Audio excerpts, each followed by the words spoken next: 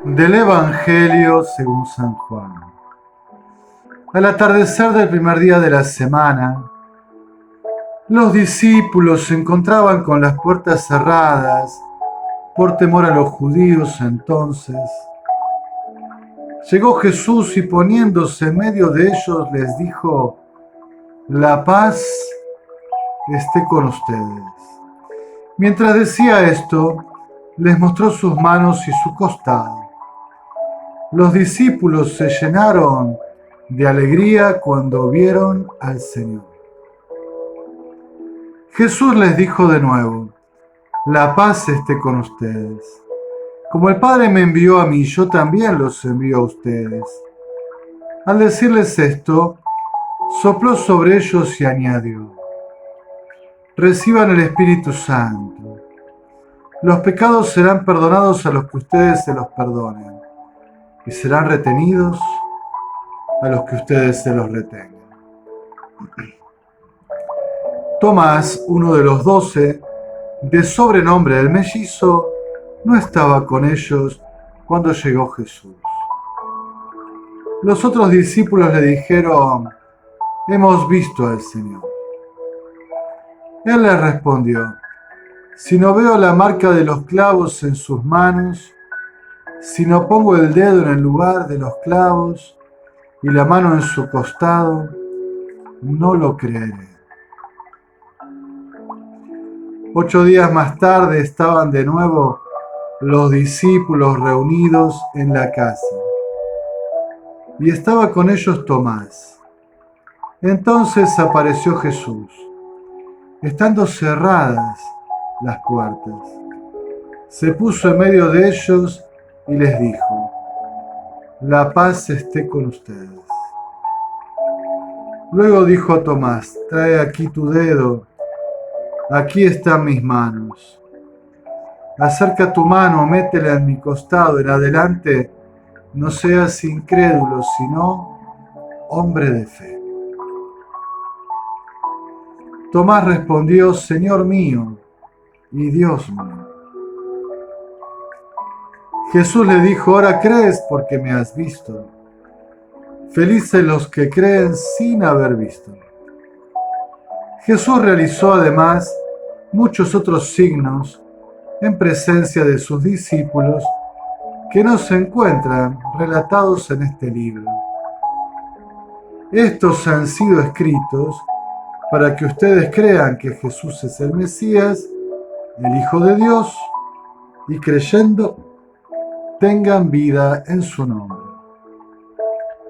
Palabra del Señor. Gloria a ti, Señor Jesús.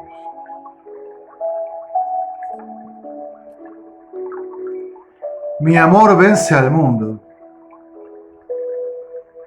nos diría el Señor Jesús. Mi amor vence al mundo.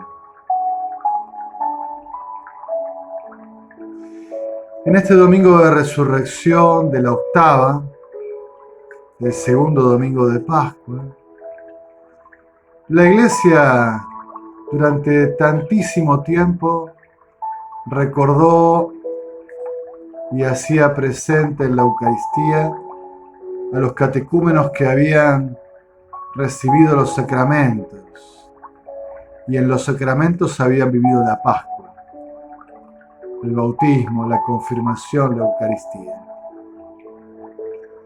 Desde hace poco tiempo, el Papa San Juan Pablo II incorporó, agregó a esta motivación el motivo de la divina misericordia, de Jesús misericordioso. El Evangelio nos presenta una doble aparición.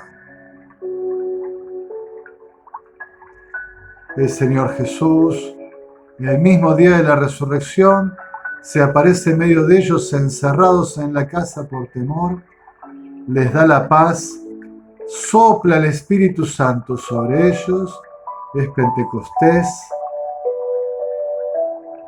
y los envía con la capacidad de perdonar, de reconciliar, los envía a anunciar la salvación. Pero uno de ellos no estaba, Tomás. Los demás intentan contarle que han visto al Señor, seguramente con gran alegría, pero él no quiere creer, permanece incrédulo. Pide y exige certezas, pruebas. Si no pongo los dedos en el agujero de los clavos en sus heridas de manos y pies, si no introduzco mi mano en su costado abierto por la lanza, no creeré. 8 días después, lo que celebramos hoy en la octava, en el domingo se vuelve a aparecer el Señor resucitado, en medio de ellos les da la paz. Y le indica a Tomás, trae tus manos, trae tus dedos, haz la experiencia, toca mis heridas, de ahora en más, cree. Ya no seas incrédulo, sé un hombre de fe. Claro que él le dice esa tremenda confesión de fe, Señor mío y Dios mío, pero no deja de recibir la advertencia. Ya no seas incrédulo, sé un hombre de fe, ahora crees porque me has visto, felices los que creen sin haber visto. Generaciones y generaciones de cristianos que nos apoyamos en el testimonio apostólico, en la Sagrada Escritura, en la tradición apostólica. También, claro, en la experiencia testimonial de otros hermanos, de los santos, en nuestra propia experiencia, de encontrar a Jesús vivo en el interior, en la vida interior, en la oración, en la vida de alianza con Él, en los sacramentos, en la palabra de Dios, en la vida de la Iglesia. El apóstol cierra este texto diciendo que Jesús ha hecho innumerables signos, no se cuentan todos, los que se narran se hace para que nosotros creamos que Jesús es el Hijo, el Mesías, el Hijo de Dios, y creyendo en Él tengamos vida, vida eterna. Esto es tan propio de la espiritualidad juánica. Jesús en Juan insiste, el que cree en mí tiene vida, ya está en la luz. Pero el que no cree en mí permanece en las tinieblas y en la muerte.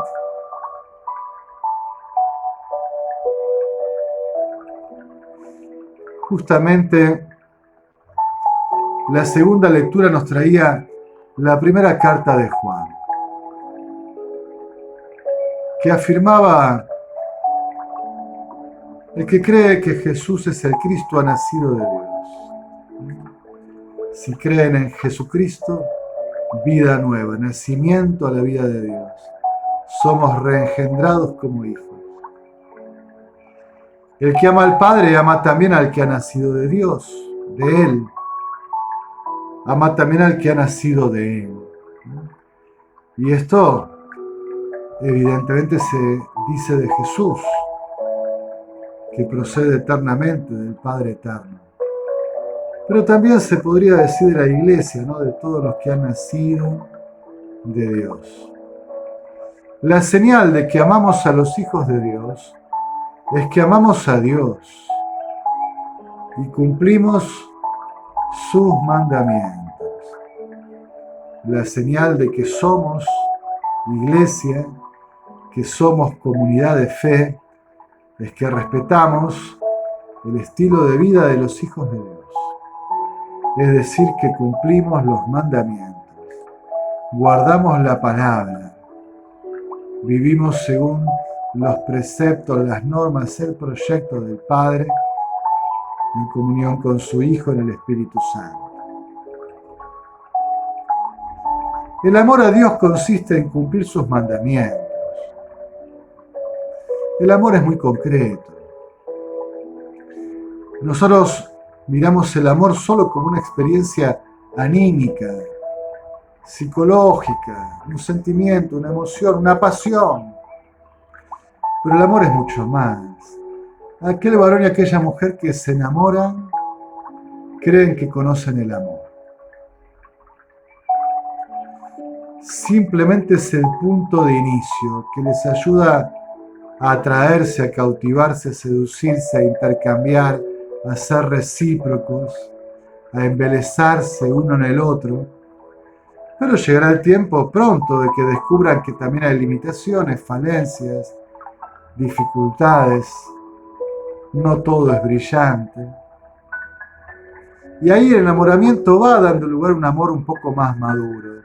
Tendrán que tomar la decisión de si siguen juntos, ayudándose a crecer, puliéndose, mejorándose uno al otro por la gracia del amor que los reúne, o si dejan de caminar juntos. Y si después de un noviazgo prudente y oportuno accede a la gracia del sacramento del matrimonio.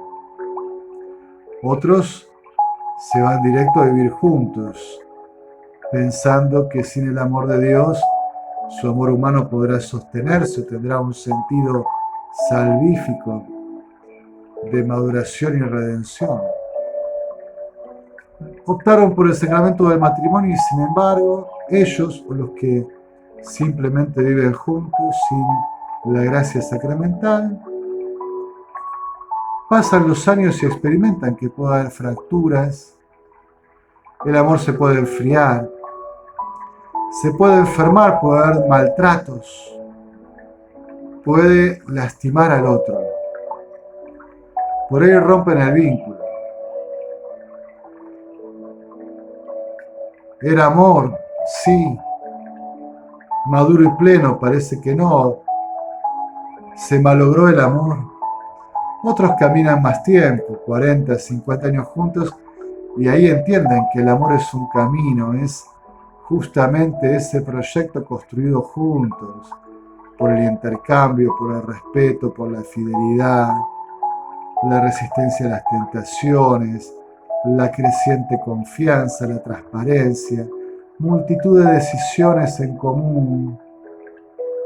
El amor es muy concreto. Y entonces el apóstol nos dice, como lo dijo Jesús en el Evangelio, amar es cumplir los mandamientos. Amar es guardar la palabra de Dios. Porque si decimos que lo amamos, dirá en otro momento de esta carta, debemos andar siempre como Él anduvo. Si decimos que lo amamos, debemos vivir como Él nos enseña. No apartarnos de su ley de gracia, de su evangelio. Esto es amor. Vivir según su palabra, su mandamiento, su proyecto y su voluntad sobre nosotros.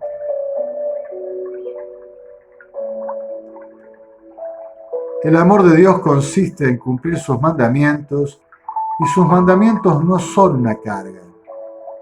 Para el que ama a Dios y se sabe amado por Dios, no anda quejoso, uy, tengo que hacer esto, tengo que ir de nuevo a misa, uy, tengo que cumplir tal precepto, uy, la palabra de Dios me exige tal cosa, uy, la iglesia me enseña. Son apetecibles, son sabios y bellos los caminos del Señor.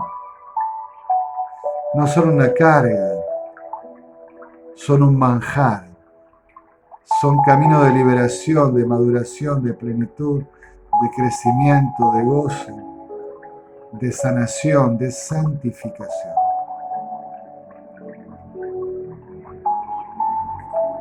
No son una carga porque el que ha nacido de Dios vence al mundo. Atención, ¿qué querrá decir esto? Vencer al mundo. Y la victoria que triunfa sobre el mundo es nuestra fe. En la tradición juánica el mundo se dice de formas diversas. 3 sentidos, uno neutral, el espacio y tiempo en el que habitamos, nada más que eso, neutral, el mundo. En un sentido positivo, teológico, la creación, nacida buena, creada por Dios, con luz, con orden, que el hombre desordena. Pero esa creación, salida de las manos de Dios, está todo bien y en orden. El mundo de la creación. Y un sentido negativo, el mundo como el colectivo rechazo a Dios. El mundo crucificó a Jesús. Jesús se entregó para quitar el pecado del mundo empecatado, el mundo donde gobierna el príncipe de este mundo, Satanás. el mundo que se opone a la propuesta del Evangelio, el mundo que quiere sacar a Cristo, el Mesías del mundo, el mundo como rechazo, como negación, como no aceptación de la fe, por lo tanto sin vida, en la muerte y en las tinieblas, el mundo. La fe vence al mundo, el amor vence al mundo. Yo comencé diciendo, mi amor vence al mundo. En los discursos del adiós o despedida o testamento espiritual, del capítulo 13 en adelante hasta el 17 del cuarto evangelio, en el capítulo 15 se cuenta el mayal de la vid y los sarmientos, la poda, el dar mucho fruto, y se invita a permanecer en el amor, para dar gloria al Padre. Pero inmediatamente en el siguiente capítulo, el tema central es el odio del mundo. Jesús dice, el mundo los va a odiar, primero me han odiado a mí, también les tocará a ustedes. Los perseguirán, los maltratarán, se burlarán de ustedes, se la harán pasar mal. Pero tranquilo, yo he vencido al mundo. En alguna de las catequesis hablábamos en el triduo pascual, 3 son los enemigos del alma, carne, mundo y diablo. Bueno, el mundo es un adversario a vencer por la fe animada por el amor. Se ha sido vencido en la Pascua de Jesús y por su Pascua quita el pecado del mundo y lo abre a Dios. En este sentido yo creo que la iglesia peregrina, es decir, la de que camina la historia, ya saben, la iglesia es un misterio, una parte de la iglesia ya vive en la eternidad, la Jerusalén celeste, los santos, lo mejorcito de la iglesia. Nosotros estamos todavía penitentes en la decisión, estamos todavía, podríamos decir, en el trabajo de conversión. Se está decidiendo, estamos decidiendo nuestra suerte. La iglesia de este tiempo, la iglesia peregrina, tengo la impresión personal de que es una iglesia mundana, en este sentido negativo, excesivamente volcada al mundo, queriendo vivir como viven todos. Obviamente percibimos la crisis de la iglesia, que no solo es perceptible en el abandono de la fe, en la apostasía, y como goteo masivo va desangrando las filas de las comunidades en todo el mundo, sino que también los que permanecemos se percibe que nuestra fe sigue siendo débil.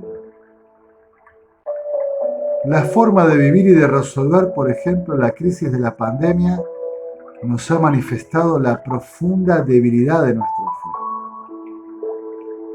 Lo ilusorio que es nuestro diagnóstico sobre la fe que tenemos y vivimos. Pensábamos que íbamos a salir mejores, que iba a ser como un gran retiro espiritual. Abandonamos la Eucaristía, abandonamos los sacramentos, se enfrió el trato con Dios, se enfrió la vida comunitaria, la deserción masiva fue el presente de aquellos días y el futuro de mañana de esta iglesia peregrina. ¿Cómo volver a esa fe que vence al mundo? Que toma distancia, que discierne, que mira con la bondadosa criticidad del Evangelio la realidad del presente.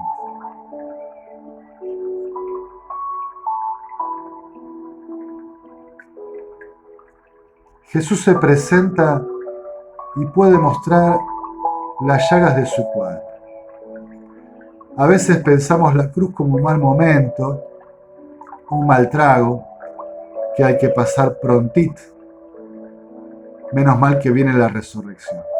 Y sin embargo, uno podría decir la cruz es eterna. El crucificado es el resucitado. Para ser el resucitado no deja de ser el crucificado.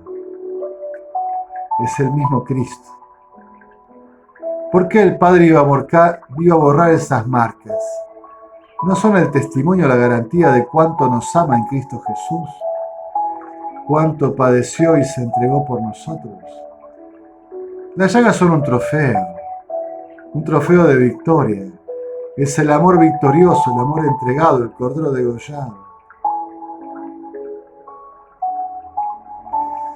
La primera lectura nos traía la semblanza de la primera comunidad cristiana. Tenían un solo corazón y una sola alma.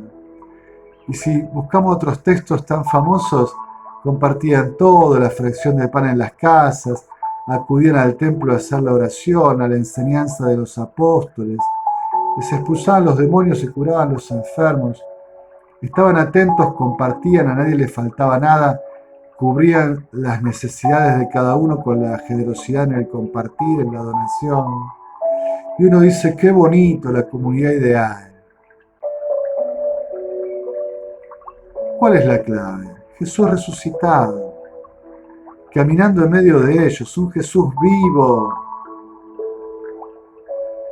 Ya hemos hablado de esto en el triduo. El Jesús vivo en tu vida es tu mejor aporte a la comunidad. Y la comunidad, si todos vimos lo mismo, es una comunidad con el Jesús vivo y resucitado. Pero cuando Jesús, la vida de Jesús se nos va muriendo, se nos va musteando, nos vamos cultivando la vida interior, la vida espiritual, la vida de la gracia, de los sacramentos, de la escucha de la palabra. Bueno, la comunidad ya no es atractiva, no seduce. Aquella comunidad vivía distinto. Y la gente se acercaba, quizás muchos decían, estos locos, mirá cómo viven tan distinto, ¿serán peligrosos? Pero otros se acercaban y permanecían, se quedaban, incrementaban la comunidad. La comunidad era una fiesta de alegría, de vida de Dios. Les podían faltar muchas cosas, pero no les faltaba Dios en medio de ellos. Y lo tenían todo. Lo importante lo tenían. Y vivían distinto, no se preocupaban por las cosas que se preocupaba la gente del mundo de su tiempo. Su interés estaba en recibir a Jesús, permanecer en Él, que el Cristo vivo y resucitado con su Espíritu haga crecer la fe, la esperanza y el amor en su persona y en la comunidad de la Iglesia. Mi amor vence al mundo. Hermanos, animémonos a vivir resucitados. En el día de Jesús misericordioso recordemos que en Dios la misericordia no se puede separar de la santidad. Dios es misericordia santificante y santidad misericordiosa, podríamos decir. Jesús ejerció la misericordia con gran generosidad, pero nadie quedó igual después de recibir su misericordia. Su misericordia los cambiaba, les transformaba la vida.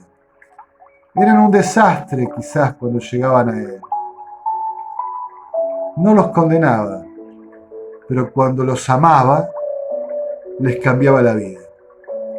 Les decía, vete, no peques más. Ahora yo te abro una oportunidad, tomala, no la desperdicies. Algunos iban detrás de Él, lo seguían, pero cambiaban su vida. Pasaban, diría San Pablo, del hombre viejo al hombre nuevo, de la vida vieja a la vida nueva. La misericordia verdadera, la que viene de Dios, santifica, no nos deja iguales, no convalida el pecado.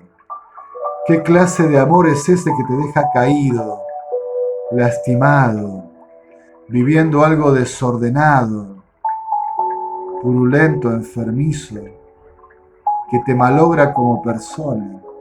¿Será amor eso?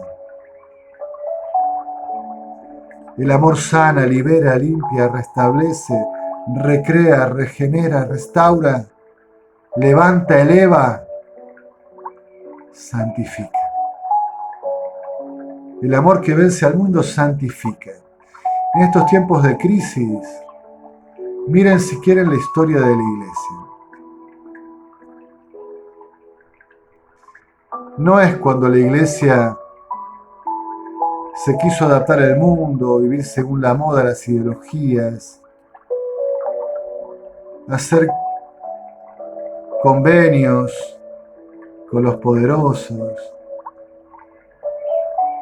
que brilló evangélicamente. Habrá tenido quizás algún brillo mundano, pero no brillo evangélico.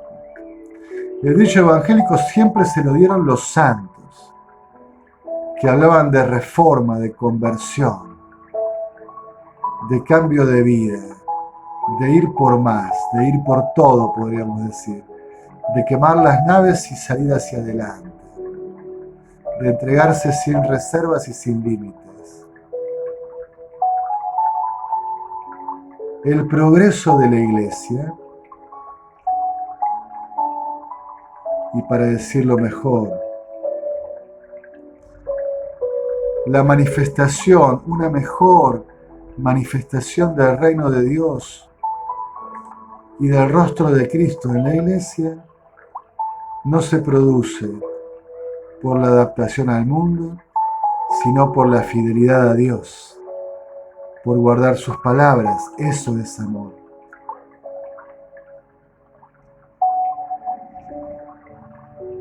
El verdadero, entre comillas, progresismo eclesial es la santidad de vida. En alabanza y gloria de la Santísima Trinidad.